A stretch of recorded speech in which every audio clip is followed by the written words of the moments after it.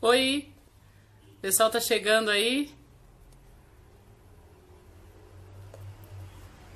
Ela já vai entrar já. O pessoal tá animado hoje, segunda-feira, diferente um pouco, né? Olá, boa noite. Bem-vinda! Olá, obrigada. Está tudo Bem-vindos bem? a todos e todas aí. Estão entrando aí na nossa live, aí na nossa websérie As Mulheres e a Morte. Hoje, excepcionalmente, é uma segunda-feira, né, É Gisela? verdade, é verdade. Começamos a Mas semana de maneira diferente. um pouquinho diferente, mas vejo que o povo está animado aí, entrando também, né? Sim, sim, Muito acho que sim. interessante. Estão Não entrando aí. está, não está a dar feedback, pois não. Eu trouxe os fones, para o caso ser preciso, É, o mas meu tá acho aqui que também do ladinho aqui. Se der algum boa, problema, boa. tudo bem. Acho que não está a dar feedback, não é? Não, acho que não, está tudo certinho hoje. Está ótimo, boa, Tem excelente. bastante assunto hoje, né? Que é muito, é É uma honra verdade. receber Olha essa. essa. Cada episódio aqui que está aparecendo é cada vez mais interessante, né? Tem sido uma série, eu tenho seguido, obviamente, todos os episódios e tem sido uma série fantástica. É um orgulho estar entre estes nomes destas mulheres fabulosas que têm aparecido e que têm dado o seu testemunho. Portanto, é um gosto muito grande estar aqui nesta série fantástica da Thaís, que foi uma ideia genial, que eu espero que se repitam porque são realmente fantásticas. Sim, a honra é toda minha aqui receber você ter aceitado esse convite também. É Você um que tem gosto. trabalhos excepcionais aí que eu tenho Oh, acompanhado, né, aos poucos. obrigada. Só um Obrigada. pouquinho, né, que eu posso acompanhar por aqui, mas espero um dia ir até aí, né, para ver tudo isso de perto, essas maravilhas, né? A Thaís será recebida de braços abertos, assim como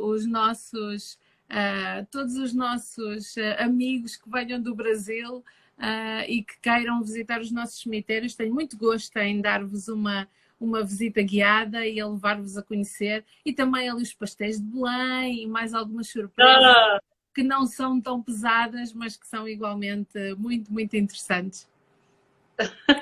muito legal. Você, digo mesmo, quando você vier aqui, tiver a oportunidade de Combinado, vir, aqui nós combinado. vamos ao máximo de lugares que você quiser ir aqui, principalmente cemitério, né? Eu tenho estado encantada com aquilo que tenho visto por estes tempos com a série e também aquilo que já conhecia do perfil da história da morte, da necrotura, etc., que também sigo já há algum tempo. E também fiquei a conhecer a ABEC, uma excelente associação de estudos cemiteriais do Brasil, que tem uma série de iniciativas fantásticas. Já me tornei membro e acho que é também uma excelente iniciativa e estão de parabéns. Eu não sei se já podemos começar. Um, Podemos já, sim. a minha ideia era fazermos uma coisa mais virada um bocadinho para aquilo que me levou a apaixonar pelos cemitérios, aquilo que me levou a adorar este tema e a estudar sempre e a perceber que há sempre qualquer coisa que eu ainda não sei e descubro sempre mais qualquer coisa interessante para descobrir. E gostava de começar, se calhar, por esclarecer o que é tafofilia, que eu percebi que Exatamente. foi aqui uma palavra que causou alguma curiosidade. O que é tafofilia? Bastante curiosidade. Muita gente Explico. teve que dar um Google aí, né?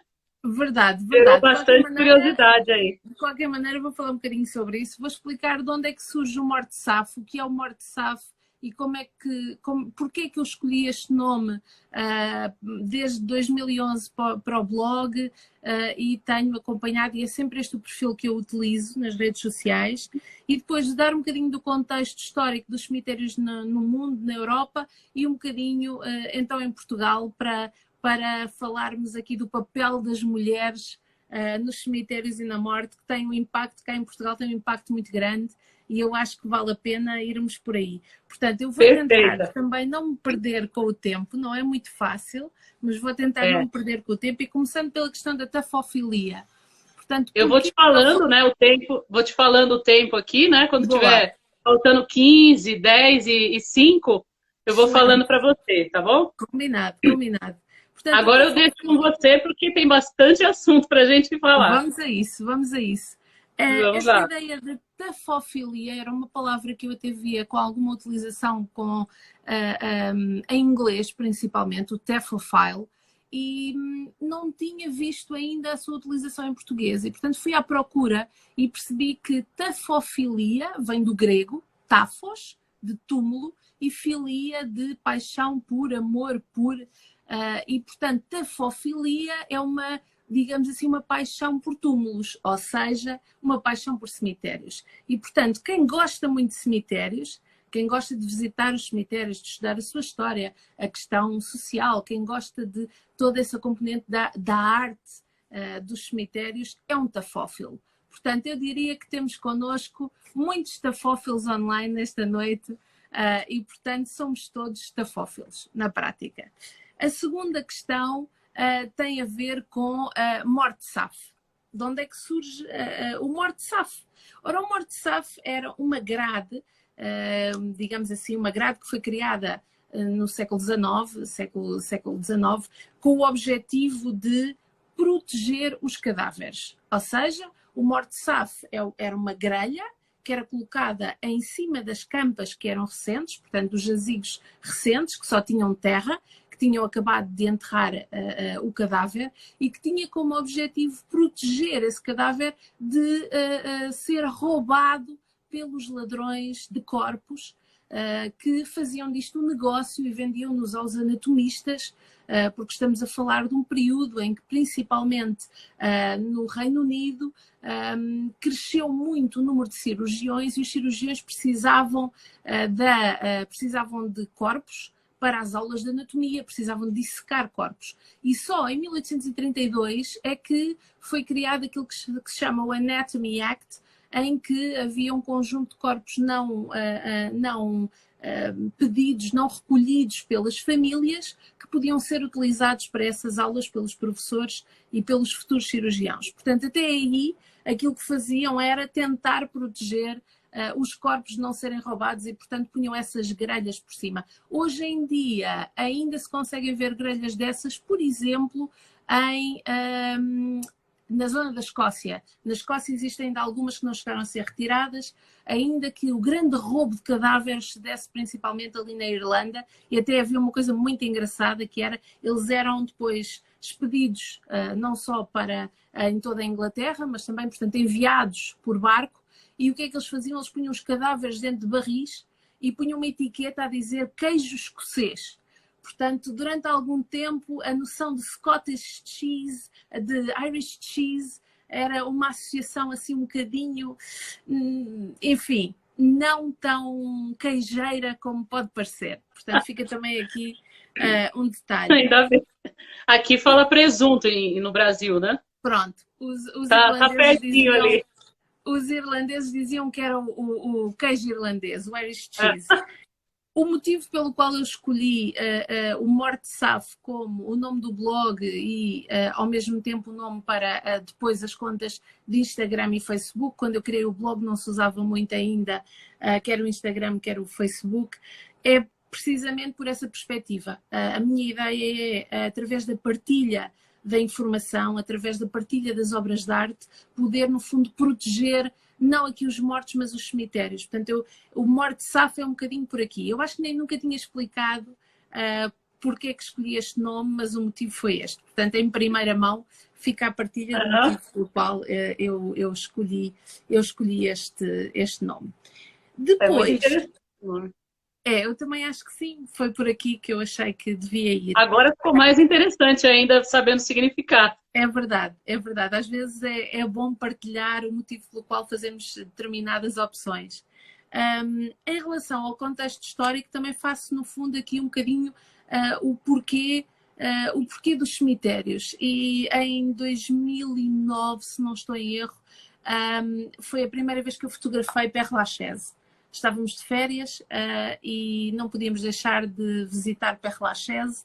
E quando visitei Père Lachaise eu percebi que era um espaço realmente especial. Não é por acaso que ele se chama Père Lachaise. Eu acho sempre que é Père porque é o pai dos cemitérios. Não é? Na prática, os cemitérios chamados românticos, vitorianos, quase todos foram beber ali, alguns de forma mais discreta, em que alguém foi lá ver e disse qualquer coisa, noutros sítios de forma mais concreta, em que, nomeadamente, até há registros dessa cópia, como, por exemplo, acontece com o cemitério de Lisboa dos Prazeres. No cemitério dos Prazeres, as atas do município de Lisboa refletem essa pesquisa. Há um registro em como foi pedido o regulamento interno de Père Lachaise e a planta do cemitério. Portanto, há um assumir dessa paternidade, digamos assim. Mas o facto é que ninguém queria ser enterrado em Père Lachaise, não é? Acho que já se sabe também um bocadinho esta história. O cemitério é de 1804, abriu em 1804, e nos primeiros 3 anos teve um total de 60 pessoas enterradas. Eu tenho aqui umas notas para não me perder, mas são 60 pessoas que foram enterradas.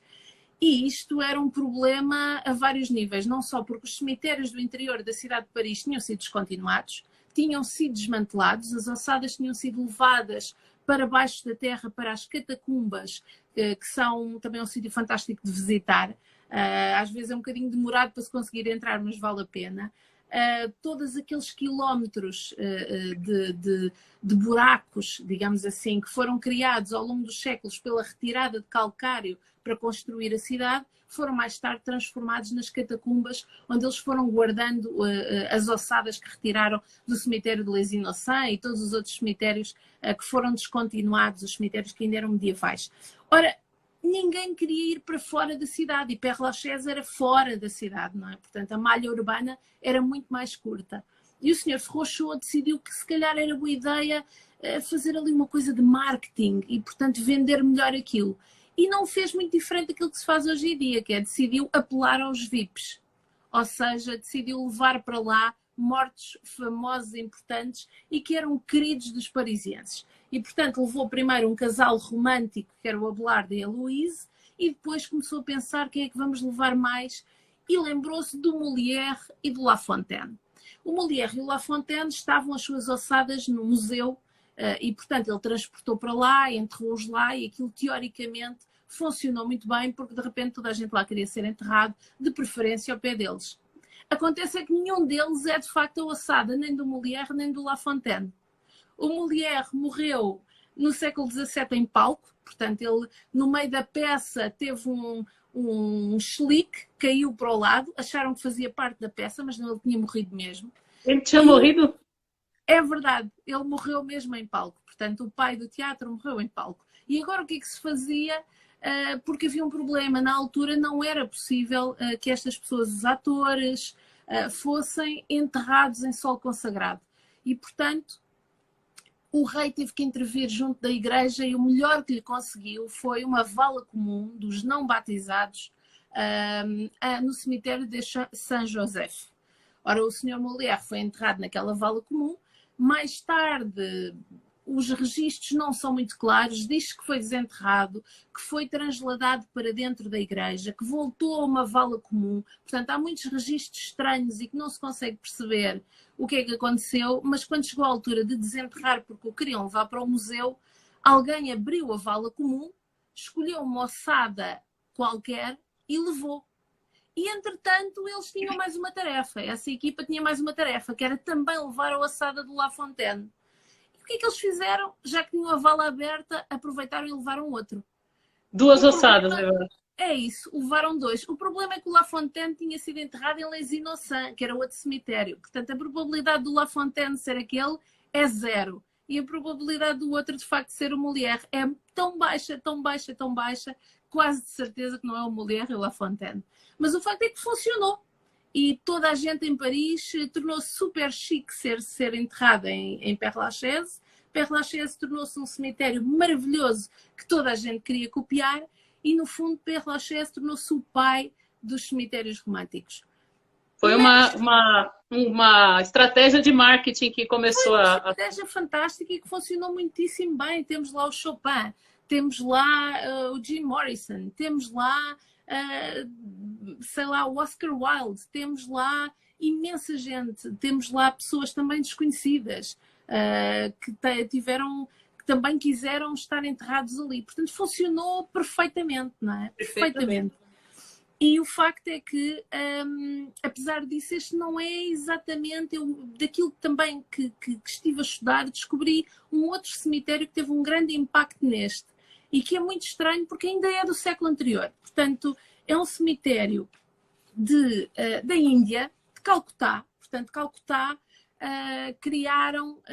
em Calcutá criaram um cemitério para enterrar os europeus. E esse cemitério que foi criado em Calcutá para enterrar os europeus é o South Park Street Cemetery e é um cemitério fantástico. Os mausoléus foram todos construídos maioritariamente pelos próprios coveiros que trabalhavam o espaço. Foram construídos num material muito perecível. Em 1830 o cemitério já estava cheio, já não havia espaço para mais gente, mas a influência é indiana, é persa, é muçulmana, é egípcia e, portanto, se procurarem na internet vão encontrar imagens fantásticas, fabulosas, porque depois, de um ponto de vista vegetal, tem todo uma... Qual que é o nome do cemitério? South Park, como os desenhos animados, South Park Street Cemetery. Não é muito fácil de encontrar coisas. Eu até, por curiosidade, posso partilhar uma coisa muito rápida convosco, que foi, eu queria uns livros sobre este cemitério. Ando sempre à procura de mais qualquer coisa para aprender, porque há sempre qualquer coisa escrita no livro que a gente não encontra em mais lado nenhum. E arranjei uns livros que tiveram de vir da Índia. E para pagar aqueles livros, a transferência bancária para poder pagar aqueles livros para a Índia foi uma aventura que podíamos estar aqui o resto da noite. Mas consegui os livros, são muito interessantes, não são tão ricos como eu esperava, mas o cemitério é de facto o pai, digamos assim, a mãe, vá. Se Père Lachaise é o pai, este talvez seja a mãe e teve uma grande influência. Kipling escreveu sobre ele num dos seus livros, portanto é um daqueles cemitérios que passa despercebido, mas que é mesmo muito interessante. E de facto a influência de tudo isto também em Inglaterra fez com que se começassem a procurar outras soluções. Eles também estavam com problemas de insalubridade com os cemitérios que tinham dentro da cidade e, portanto, também criaram uma comissão para começar, uma empresa, neste caso uma companhia, para começar a criar cemitérios e a conceber cemitérios. E nesta altura valia tudo porque ainda não se sabia qual era o modelo certo. E é muito engraçado porque em 1842 há uma proposta que inclusivamente há desenhos desta proposta e são fantásticos, desenhos de uma pirâmide gigantesca, teoricamente teria 94 andares, portanto seria mais alta que Saint Paul, imagine-se isto no meio de Londres, e a ideia era poder enterrar 5 milhões de pessoas. Portanto, era uma coisa brutal. Essa pirâmide. Ficou pelo caminho. Fizeram Highgate, fizeram Kensal Green. Highgate é um cemitério fantástico, que é dividido ao meio por uma rua. E que levantou também problemas, portanto, passado uns anos o cemitério já estava cheio, tiveram que expandir e expandiram para o outro lado da rua. E isso levantou ali uma série de dificuldades, como as capelas estavam no lado antigo e, portanto, com as capelas do lado antigo, como é que vamos fazer? Porque fazemos todo o ritual e agora o caixão não pode passar por cima de uma estrada profana. O que é que vamos fazer? E fizeram um túnel. Portanto, eles criaram uns mecanismos de roldanas, desciam o caixão do lado da capela, passava pelo túnel debaixo da estrada, que isso já não tinha problema e o túnel estava consagrado, e subia do outro lado para poder ser enterrado no jazigo. Isso está lá ainda? Isso está lá ainda. Eu, quando estive a visitar a Highgate, tivemos um guia fantástico. Era um senhor que... Portanto, a Highgate funciona todo com os amigos da Highgate, que são pessoas voluntárias que se disponibilizam na manutenção do cemitério e também em promover as visitas. E neste caso, em concreto, a pessoa que estava a fazer-nos a visita, que foi um guia fantástico, um querido, era um antigo engenheiro hidráulico que estava a estudar o mecanismo que permitia passar os caixões de um lado da estrada para o outro.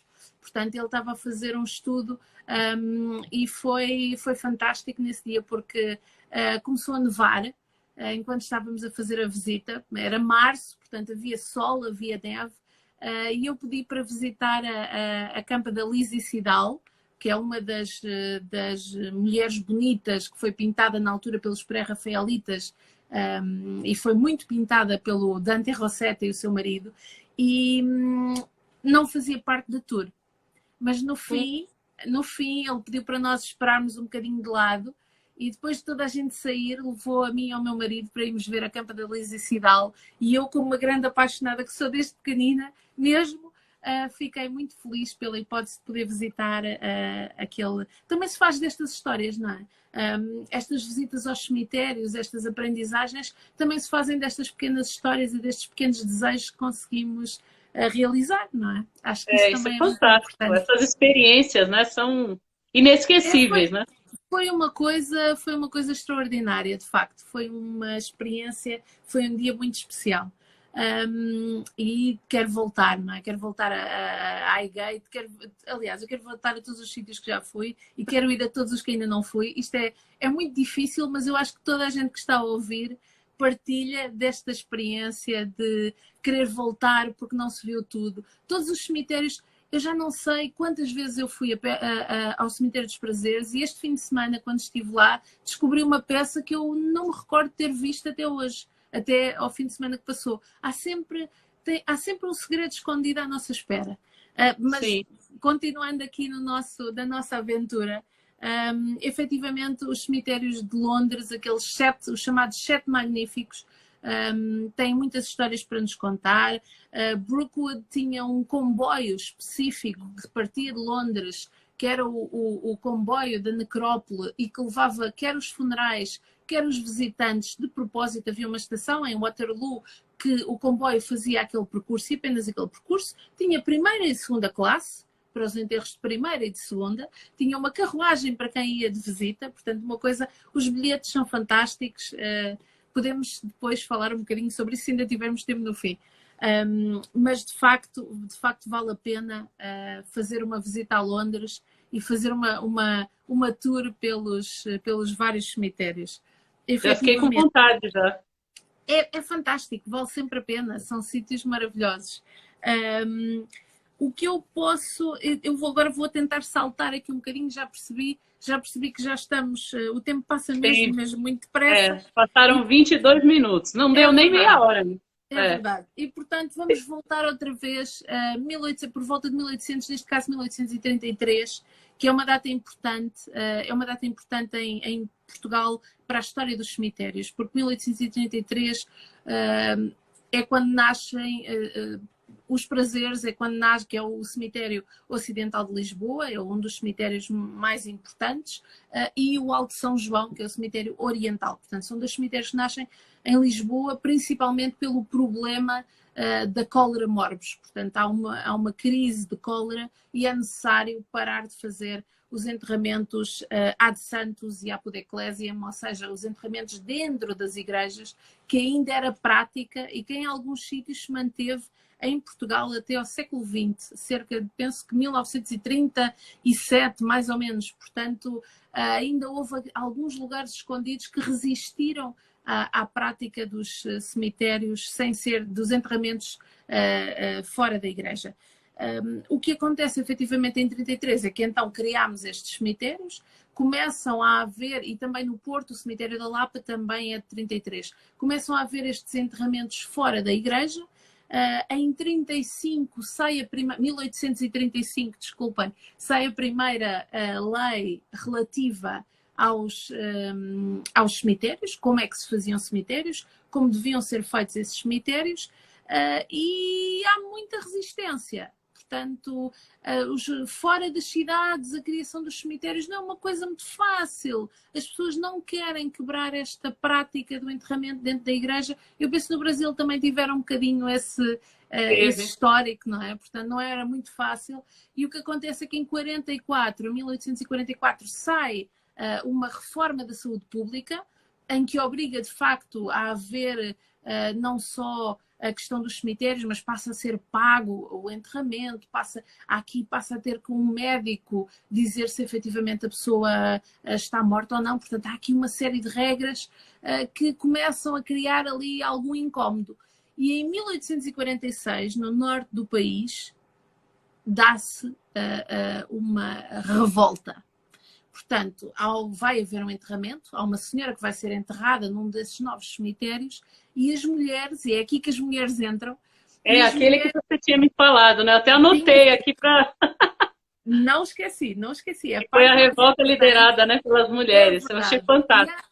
Há uma revolta no norte de Portugal, portanto ali em Póvoa de Lanhoso, a zona do Minho, lá bem em cima, em que há um conjunto de mulheres, porque no fundo a mulher estava presente no nascimento e na morte. A mulher era a parteira, era a mulher que trazia uma nova vida, e muitas vezes também era a mulher que tratava do morto, que dava banho ao morto, e que enterrava e que ia com o enterro garantir, no fundo, a chegada e a partida, não é? Portanto, o papel da mulher era um bocadinho este. E é nesta minha bisavó materna fazia. Ela era parteira e também preparava o corpo para enterrar. Exatamente. E, portanto, uma dessas mulheres cheias de garra, um conjunto delas decidiu que não, senhora, não vamos enterrar um dos nossos nestes novos cemitérios, vamos fazê-lo dentro da igreja, e, portanto, dá-se ali uma pequena guerra e levam o morto, enterram o morto dentro da igreja, as tropas vêm e levam uma série daquelas mulheres presas. Entretanto, há mais um conjunto liderado pelaquela que é chamada a Maria da Fonte, que era uma Maria que morava em Fonte Arcada. Portanto, é uma figura mais simbólica, porque há muitas dúvidas se existiu ou não, mas vamos para a frente com a Maria da Fonte. E a Maria da Fonte, junto com uma série de mulheres, vão de paus e de varapaus por ali fora, e entram pela cadeia e soltam as mulheres que estavam presas. E, efetivamente, este movimento de revolta, que obviamente não tinha só a ver com os cemitérios, havia aqui uma série de questões de governo que estavam a criar alguns problemas, mas o facto é que... Foi só um estopim, né, para a revolta. Isso. Mas é muito mais giro a gente dizer que houve uma revolução que depois foi descendo pelo país e levou a uma guerra civil que durou 8 meses. Portanto, houve de facto uma guerra civil que teve origem em várias questões, mas também nesta questão dos cemitérios. Infelizmente, a Maria da Fonte e as nossas mulheres estavam do lado de não querer cemitérios, mas eu acho que é preciso perceber que na prática o que elas queriam era proteger os seus mortos e as suas pessoas, e portanto dar-lhes aquele enterramento que era aquilo que elas conheciam e que acreditavam ser o melhor. E, portanto, era por isso que elas estavam contra os cemitérios. Eu acho que também é preciso contextualizar. E, portanto, temos em Portugal uma revolta, em 1846, uma revolta por causa dos cemitérios, liderada por mulheres que queriam, de facto, que os enterramentos continuassem a ser resguardados dentro da igreja. Portanto, havia toda a ideia de estarem debaixo de telha, e é por isso depois também que vão aparecendo, e por outros motivos, mas que vão aparecendo aqueles jazigos que têm telhadinhos. Tinha a ver com esta noção da proteção dos mortos, não é? Isso é uma parte ainda daquela proteção que se acreditava dentro da igreja, né? Claro, porque começaram-se a enterrar as pessoas dentro da igreja para a aproximação, porque havia uma necessidade de aproximação dos mortos. Havia uma querer aproximar de facto dos mortos, e querer aproximar mais do que isso das relíquias. Era enterrar alguém junto do altar e junto das relíquias dos santos. Isto porque, assim, quando chegasse a altura do juízo final e da ressurreição, já estavam mais próximos, e, portanto, era quase já ter ali uma via verde, não é? Eu não sei se tem via verde, mas nós cá em Portugal temos uma coisa que é a via verde, em que o carro passa mais depressa. E, portanto, era um bocadinho isto, era um bocadinho esta a noção que se queria implementar. E, no fundo... Estava garantido já para ir para o paraíso. É um bocadinho isso. E, portanto, havia esta tentativa de não fugirem dos cemitérios. Na prática, todas estas histórias, quer dizer, eu lembro-me de 300.000, lembro-me da história da morgue, da invenção da morgue no século XIX pelos franceses em Paris, porque tornou-se uma atração turística. Tinha milhares de pessoas a visitar por ano. Vinha nos livros de pontos a visitar que tinham que chegava à Inglaterra. Portanto, coisas loucas, não é?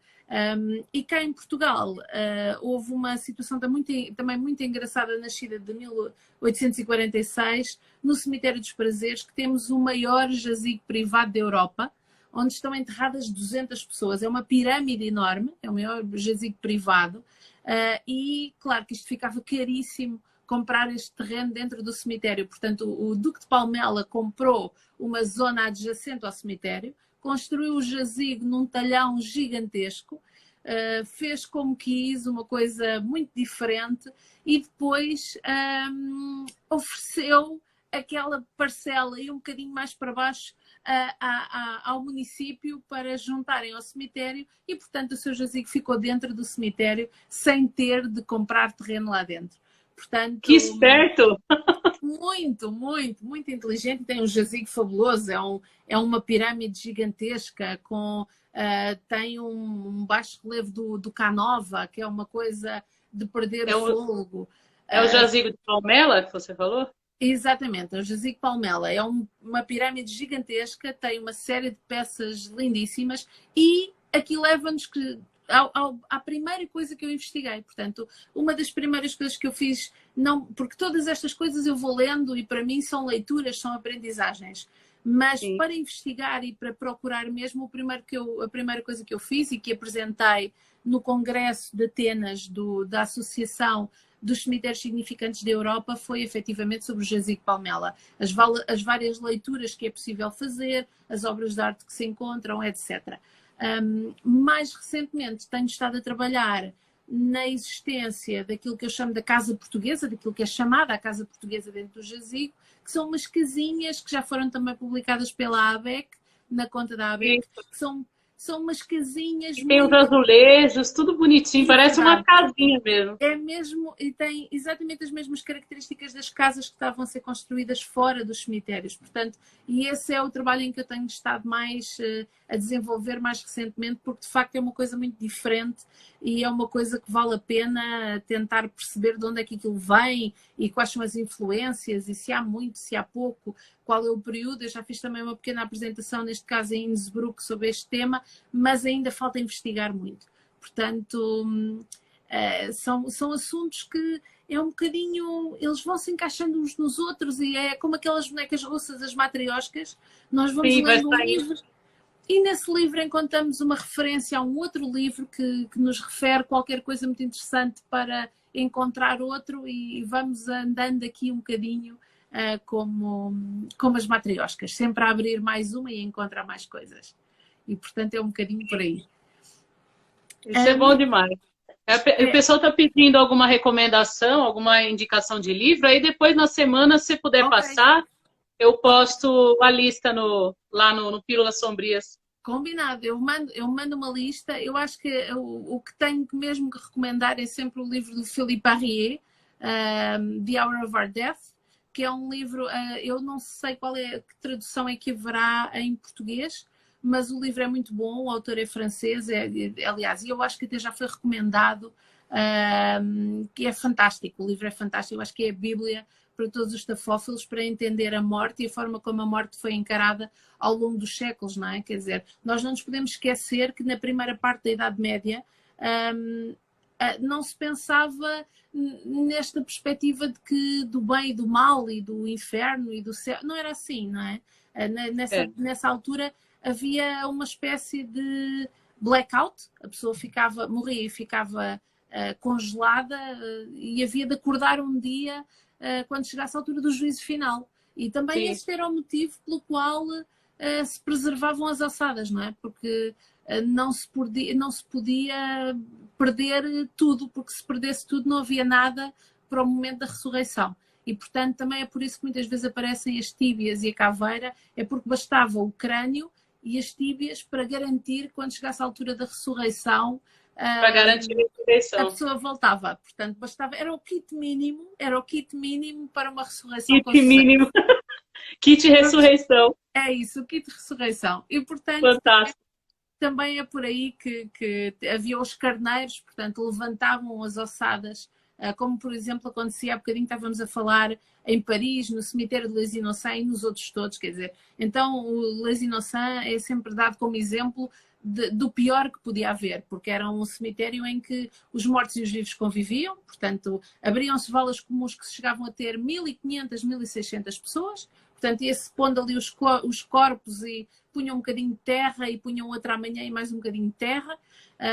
Quando aquela vala estava cheia, reabriam uma mais à frente, mais velha, tiravam as ossadas todas que não se podiam desfazer, portanto, as ossadas eram guardadas nos chamados carneiros, que eram os arcos onde eles metiam os ossos lá para baixo. Porque aí ocupava bem menos espaço, né? Como? Ocupava menos espaço só com as ossadas, claro, né? Só com as ossadas, lá todas muito guardadinhas e prensadas umas contra as outras, mas é o tal kit mínimo, não podiam perder-se, porque depois aquelas pessoas não voltavam quando era suposto voltar.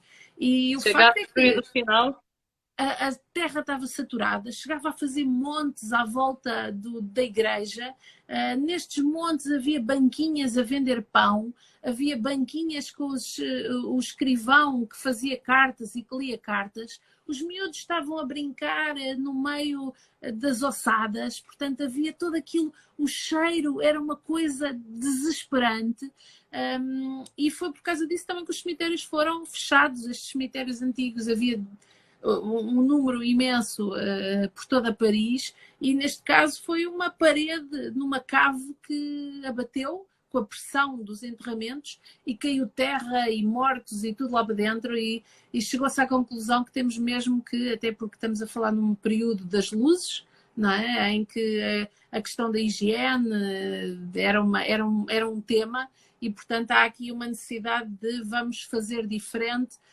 Vamos, se calhar, recuperar as práticas romanas. Portanto, deu-se um salto para recuperar as práticas romanas dos enterramentos fora da cidade, e é assim que surgem um bocadinho os cemitérios românticos, é como resposta a esta questão, e é o empurrar para fora da cidade. Outra vez. Esses cemitérios românticos, né, que você falou que ia falar da origem, né, deles. É isso, os cemitérios... Essa é a origem.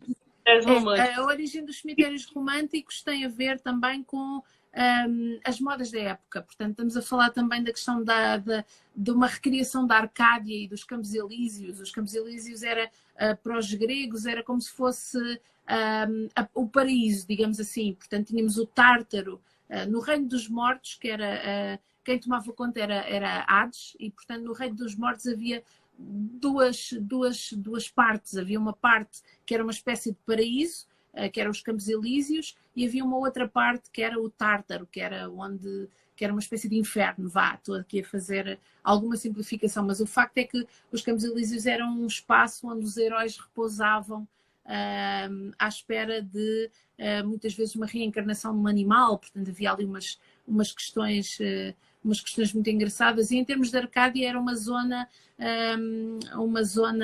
a wilderness, não era uma zona selvagem, mas com muita harmonia, com muita paz, e portanto era um bocadinho a recriar este aspecto de jardim, e foi esta a ideia de ir buscar estes cemitérios românticos. O papel da morte e dos cemitérios no século XIX também era completamente diferente daquele que é hoje em dia, não é? Eu acho que é um bocadinho, nós temos a inversão entre o sexo e a morte, não é? A forma como os vitorianos e a forma como no século XIX se encarava o sexo, que era uma coisa escondida, afastada, de que não se fala, de que não... E a morte, que aparecia em todo lado, havia publicidade, toda a gente tinha que ter um funeral fantástico, publicidade à roupa, às bolachas para servir no funeral. Portanto, era uma coisa muito real e muito concreta. E o facto é que quando nós comparamos estas duas coisas, chega ao século XX e ao XXI e isto inverteu. Portanto, temos sexo em todo lado, digamos assim, mas ninguém quer falar da morte. A morte está escondida, é uma coisa que é feita nos hospitais e que acontece longe e que não queremos interagir, e já não tratamos nós dos mortos. Portanto, há alguém que trata dos nossos mortos por nós. Portanto, há aqui terceiriza-se, né? Sim, passa para outra pessoa. É longe, é uma coisa que nós queremos longe, que não queremos ver, que não queremos falar, e isto depois também traz os seus problemas, não é? Portanto, afasta-nos um bocadinho desta realidade da morte, e a morte faz parte da vida, não é? E dá sentido muitas vezes à vida. Portanto, é importante também não trocaram de tabu, né? É verdade, Trocaram o tabu. é isso. É isso. Eu acho que se trocou o tabu. Trocou-se o tabu nestes últimos séculos. E eu acho que isso também acontece um bocadinho pelo cansaço, não é? O afastamento da morte dá-se no período pós-Primeira Guerra Mundial. As mortes foram tantas, as pessoas que vieram magoadas da guerra e que vieram com estropiadas e sem uma perna, sem um braço, sem um pedaço da cara. A quantidade de gente que morreu fez com que aquele luto prolongado, aquela compra dos crepes e os chapéus cheios de véus, era demasiado pesado para aguentar. Portanto, houve uma saturação deste tema e houve uma saturação da morte. E isso foi aquilo que também criou esta primeira fase de afastamento. Pelo menos são as conclusões a que eu vou chegando com os livros que vou lendo e é aquilo que eu vou vendo nesses livros. É sensacional, tudo isso que a gente está falando aqui é demais. E aí, já que você falou do livro, eu gostaria que você falasse um pouquinho das exposições que você já fez, principalmente aquela que fala sobre o tarô, né? É verdade. Que eu achei aquilo magnífico. O que aconteceu foi, efetivamente, eu tive 2 exposições, uma delas é sobre o tarô, portanto, o que acontece é que, principalmente, isto aconteceu em 2010. Em 2010 eu estive em Milão e visitei o cemitério monumental de Milão. Havia pelo menos uma peça que eu queria ver e que já conhecia e fiquei completamente deslumbrada. Para mim é o cemitério mais bonito que eu já visitei até hoje. É mais bonito que Père Lachaise. Chamar a atenção que a nossa próxima convidada ela verdade. é guia no cemitério monumental. Eu não vou revelar mais nada, senão abrir aqui um cheirinho, que é o cemitério mais bonito que eu já visitei, e eu já visitei muitos, mas é realmente o mais bonito. É mesmo o mais bonito. E o que aconteceu foi uma coisa muito engraçada. Eu tinha andado a ver umas cartas de tarô de vários baralhos diferentes, porque depois autores diferentes criam cartas diferentes, criam baralhos diferentes, e eu tinha estado a ver um baralho do Aleister Crowley e o baralho mais comum, mais regular, do Rider-Waite, e tinha andado a ver os baralhos e as cartas e estava a fotografar no cemitério, no Monumental de Milão, e a primeira carta, digamos assim, que eu fotografei, de facto, foi o mago. Eu estava a fotografar uma figura e vi a carta do mago. Portanto, e pensei, mas será que é possível fazer um baralho com os arcanos maiores de tarô só com fotografias de cemitério? Deixa eu ver se consigo. E o facto é que só nesse bocadinho eu consegui, no cemitério de Milão, fazer as fotografias quase todas, para quase todas as cartas, efetivamente.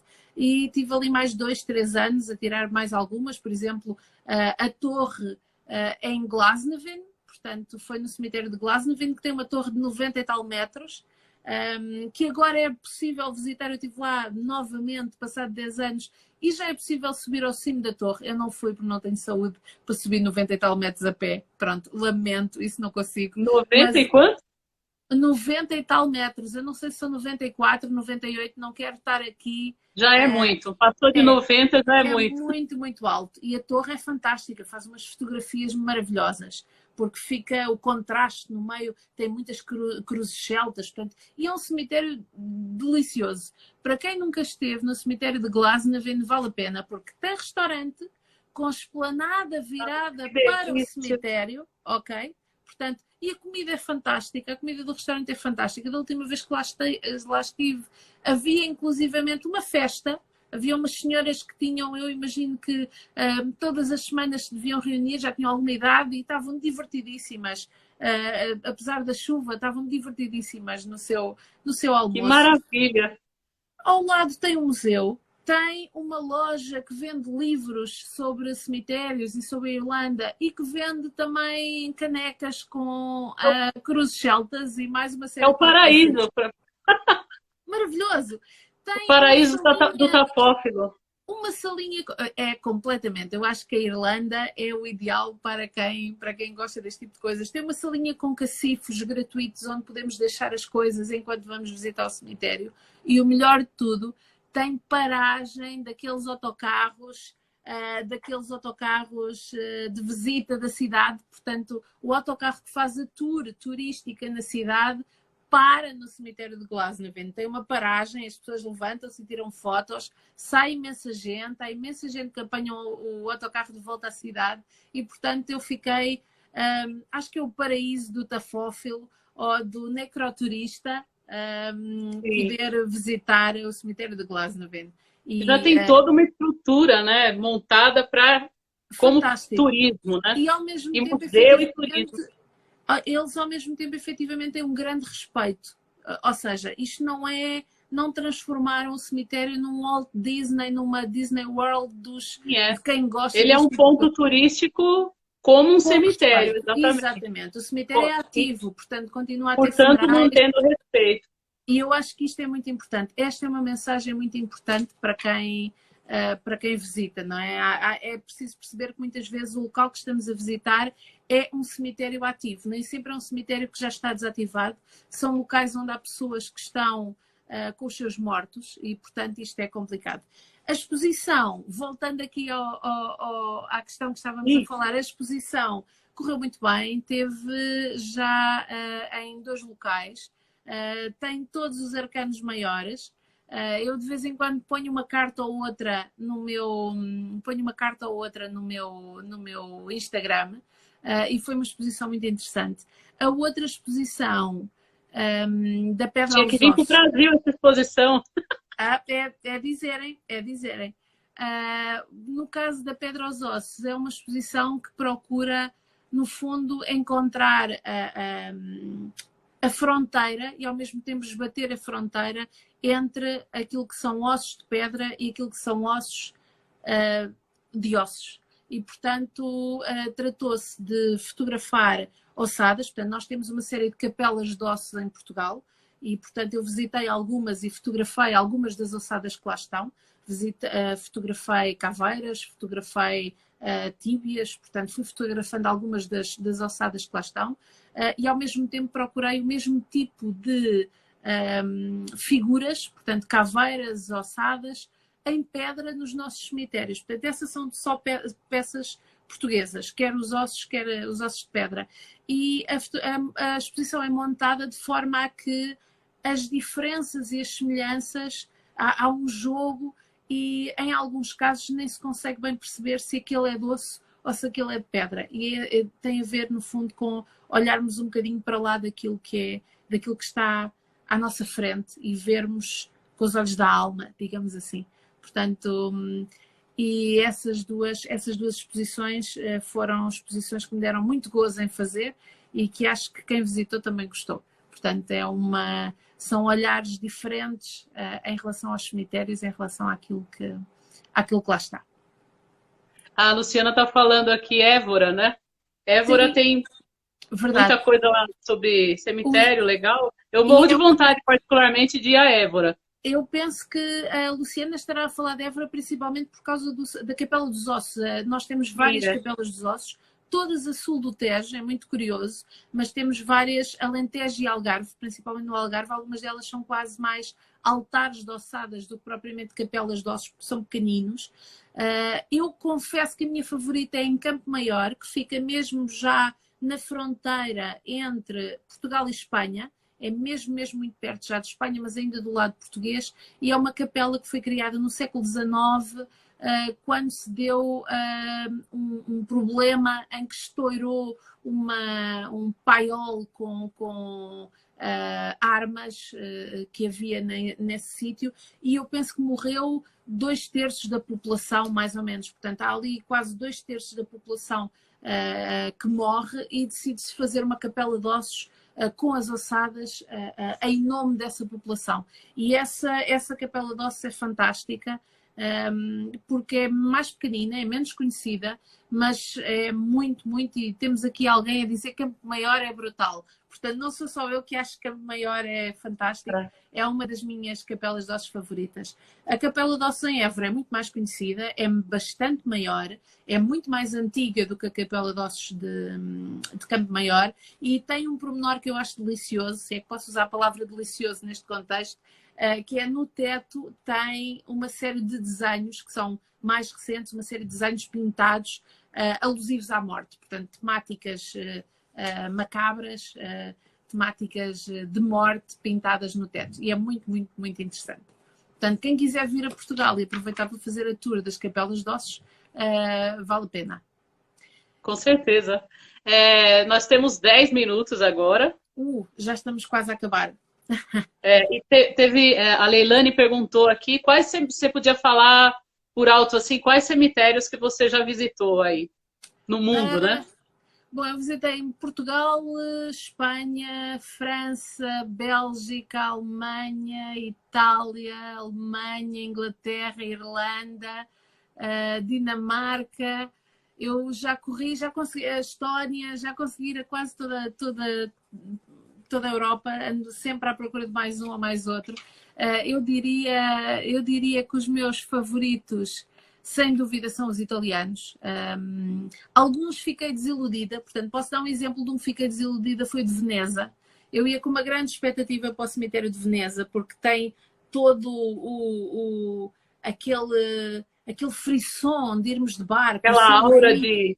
Não, é fantástico. É uma ilha que é cemitério. Portanto, toda a ilha é cemitério. É quase como as histórias dos 5 em que eles têm uma ilha. Portanto, aqui também tem uma ilha que é cemitério.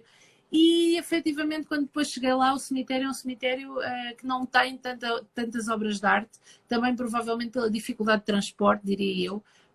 Consegui assistir a parte de um funeral em que a lancha levava o caixão por cima e as flores e lá ia a lancha para a ilha cemitério, mas esse foi uma desilusão. Milão para mim é o meu favorito. Gostei muito de visitar os da Irlanda, como falei, de Glasnevin, acho que é toda uma outra experiência. E é fantástico, uma surpresa para mim também foi Berlim. Os cemitérios de Berlim foram uma surpresa para mim, porque são um cemitério-jardim, maioritariamente, e não é um jardim forçado, é um jardim, cada pessoa planta uma árvore, um arbusto, não há grandes construções no meio do cemitério. As construções grandes e lindíssimas são feitas junto aos muros dos cemitérios, portanto vale a pena visitar, e depois o cemitério está cheio de vida, não só das pessoas que vão passear, como ainda por cima tem a vida dos animais. Há imensos esquilos, imensas flores, imensos pássaros, raposas. Quer dizer, é uma coisa extraordinária que saltita por ali. E estamos no meio da cidade de Berlim, portanto, no meio da cidade há estes oásis fantásticos. Eu tive a oportunidade de ir no Santa Elizabeth, lá em Berlim. Eu fui àqueles de baixo, que ficam na parte sul e que são 3 ou 4 seguidos, eu nunca sei os nomes. São os Friedhof, qualquer coisa, não é? São aqueles os Friedhof, todos são Friedhof. É tudo Friedhof. Mas eu achei muito bonito também, fiquei encantada. São muito bonitos. Uma outra perguntaram aqui sobre a Polônia, você chegou aí na Polônia? Fui sim, estive em Wrocław, na Polónia, e um dos cemitérios, visitei um cemitério judaico e foi extraordinário. Para já tive a sorte de ir no início de outubro, no outono, e apanhar aquelas cores, aqueles vermelhos, aqueles laranjas, aqueles amarelos, os dourados, portanto, todas aquelas cores geniais que se pode imaginar. O cemitério era um cemitério muito bem cuidado, portanto, eles não fazem a limpeza do cemitério, mas era um cemitério acarinhado. Em algumas zonas, inclusivamente, isso também aconteceu em Berlim, mas ali havia muitas marcas de balas. Portanto, havia ainda vestígios da Segunda Guerra Mundial em algumas das zonas. Portanto, este cemitério ficou em Wrocław, eu estive em Wrocław e realmente aí esse cemitério judaico foi um cemitério que me marcou bastante. E este ano antes do Covid, estive no cemitério judaico também de Praga. Já não me lembrei de falar de Praga, já não consigo lembrar-me de todos assim de rajada. São muitos, não é? Também estive na República Checa, visitei um cemitério judaico, o que toda a gente visita, o antigo cemitério judaico de Praga, no centro da cidade. É realmente uma coisa assombrosa. E visitei também um dos cemitérios que é gigantesco, eu não vi nem 1/10 daquele cemitério, é impossível, é preciso muitos dias. O cemitério de Praga também foi uma boa experiência, e quer dizer, depois aqueles mais não se pode não ir à Highgate. A Highgate é obrigatório, não se pode não ir a Père Lachaise. Há uma série deles que tem mesmo que se visitar, não é? E a minha proposta passa por não se esquecerem de marcar as férias com um cemitério para visitar. Portanto, procurem sempre um cemitério, porque vale a pena, é sempre um espaço bonito de visitar, é sempre um espaço diferente e, portanto, eu não posso deixar de dizer isso. E um dia destes, quem sabe, vou conseguir ir visitar os cemitérios do Brasil. Tenho muita curiosidade. Tenho alguns livros sobre os cemitérios do Brasil e acho fantástico. Acho que são fantásticos. E aqueles enormes. Há uns tempos percebi que aqueles enormes, aqueles livros do Clarival, do Prado, será que eu estou a dizer bem o nome? Eu acho que é Prado, sim. É isso, são fabulosos, fantásticos, são 2 livros enormes e fiquei com imensa vontade de ir visitar os cemitérios no Brasil, mas ainda não tive a oportunidade. Portanto, quando vier aqui, com certeza nós vamos fazer, como bem lembrou a Márcia do História da Morte aqui, nós vamos fazer o bonde das mortícias aqui para ir para todos os lugares de cemitérios, ossários, né? Que aqui a gente não chama muito de carneiro, aqui a gente chama de ossários. Parece-me bem. O carneiro era um nome antigo, eu acho que já mais ninguém, tirando quem anda a ler coisas velhas, já mais ninguém usa carneiro, toda a gente diz ossário, mas às vezes escapa-me estas palavras mais antigas por culpa dos livros. Mas é muito interessante, essas palavras mais antigas, ou algumas que não se usa muito aqui no Brasil, né? Mas que eu espero que o meu discurso tenha sido fácil de entender. Eu também falo um bocadinho depressa. Falo um bocadinho depressa, mas espero que tenha corrido bem e que tenha sido fácil. Foi excepcional, foi fantástico. A gente tem 3 minutinhos. Está a acabar, né? Está a acabar. Não está acabando já. Mais alguma questão? Eu só posso agradecer à Thaís o convite, a forma calorosa como tem feito não só o meu live, mas os restantes que eu tenho visto e vi todos. Obrigada. Eu só tenho a agradecer a todo mundo que participa aqui, né, fazendo perguntas, comentários também, né? Eu não consegui ver quase perguntas nenhumas, mas eu prometo que no fim vou rever depois a gravação. E se me quiser mandar algumas mensagens por DM, eu tenho todo o prazer em responder. As recomendações de livros, vou mandar alguns títulos à Thaís, mas se houver alguma questão mais prática que queiram perguntar sobre algum cemitério ou alguma dúvida, alguma questão que tenha ficado daquilo que eu expliquei, mandem-me uma mensagem. Eu prometo que respondo, está bem? Eu prometo que respondo. Morte Safo. Com certeza. Quem não está seguindo ainda pode seguir. Eu acho difícil alguém aqui que não esteja ainda seguindo, né? Sim, quer dizer, bom, não sei, mas fica a nota. Fica a nota. Se quiserem, mandem mensagem. Mais para o finalzinho, mais para o final do segundo semestre, então você volta aqui para contar novidades para nós, né? Que você tem uma novidade aí. Né, que não pode falar nada agora. Exatamente. Vamos ver, o Covid é uma doença muito complicada, como bem sabemos, e nós estamos de coração partido com o que está a passar no Brasil, claro, e é muito complicado. O mundo está todo nesta situação difícil e vocês estão numa situação muito complicada, mas de facto teve impacto em muitas coisas, não é? E também, às vezes, em adiar alguns projetos nossos. E, portanto, vamos ver no final do ano. Mas logo, com fé, logo a gente consegue concretizar e agora melhor ainda, né? Daqui para frente até. É isso. Vai ser, a Luciana estão pedindo repeteco, estão elogiando muito aí você. Muito obrigada a todos os que tiveram este bocadinho connosco. É um prazer poder partilhar a minha experiência. E se serviu para inspirar alguém para ir fazer uma visita ou levar alguém a visitar um cemitério, para mim já valeu. Sim. Tchau, pessoal. Tem 15 segundos. Tchau, Gisela. Muito obrigada pela sua generosidade aqui. Boa noite. Tchau, todo mundo. Tchau, tchau. Beijo.